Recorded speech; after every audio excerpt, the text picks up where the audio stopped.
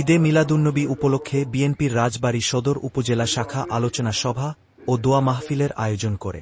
শনিবার বিকেলে গোয়ালন্দ মোড় আঞ্চলিক অফিসে অনুষ্ঠিত ওই আলোচনা সভায় প্রধান অতিথির বক্তব্য রাখেন জাতীয়তাবাদী কৃষক দলের কেন্দ্রীয় সহসভাপতি ও রাজবাড়ী জেলা বিএনপির যুগ্ম আহ্বায়ক অ্যাডভোকেট আসলাম মিয়া।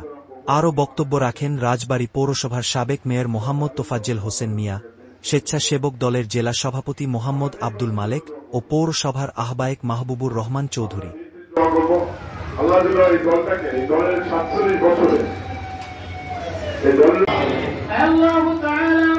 মানুষের খেদমতে যেন পুরা জীবনটা কাটায় দিতে পারে সেই তৌফিক তুমি দিয়া দাও আল্লাহ।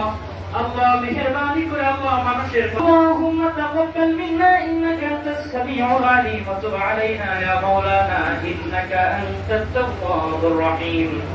সুবহান রাব্বিকা রাব্বিল ইজ্জাতি আম্মা ইয়াসিফুন ওয়া সালামুন আলাল মুরসালিন ওয়া সালামুন আলাল মুরসালিন ওয়া সালামুন আলাল মুরসালিন والحمد لله رب العالمين. قلوبنا بعد إذ هديتنا وهب لنا من لدنك رحمة إنك أنت الوهاب. كافرين الله تعالى তুমি তাকিয়ে দেখো আল্লাহ মাগরিবের নামাজের পরে আল্লাহ তোমার কতগুলো বান্দাদেরকে নিয়ে আল্লাহ আমি হাত তুলেছি মাওলা।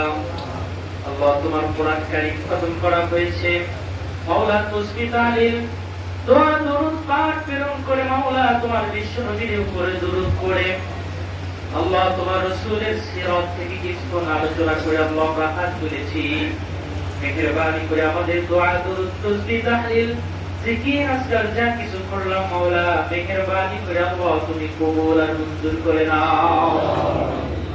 আল্লাহ তাআলা সব করকে লক্ষ কোটি গুণ বৃদ্ধি করেন আপনার নামদার তাজদারের